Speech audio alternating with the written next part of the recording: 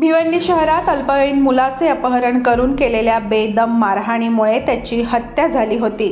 या प्रकरणी मुख्य आरोपी शिवसेना उपशहर प्रमुख कैलास धोत्रे यांसोबत दोघा आरोपींना रात्री उशिरा शहर पोलिसांच्या पथकाने अटक केली आहे।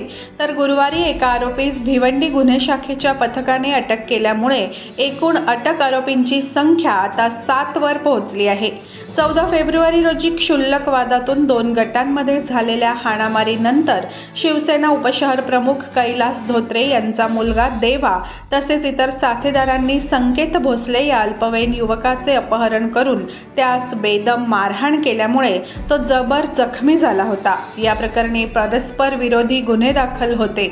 दरम्यान उपचार सुरू असताना संकेत भोसले याचा मृत्यू झाला। त्यानंतर पोलिसांनी संकेत भोसले यास जबर मारहाण करून हत्या केल्याच्या गुन्ह्यात कैलास धोत्रे याचे साथीदार करण लष्कर, दिनेश मोरे आणि चंदन गौड यांना यापूर्वी अटक केली होती।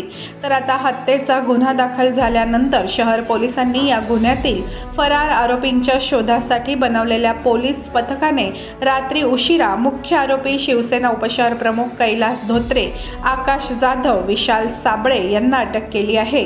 तर भिवंडी गुन्हे शाखेच्या पथकाने ओम लोंढे यास अटक केली आहे।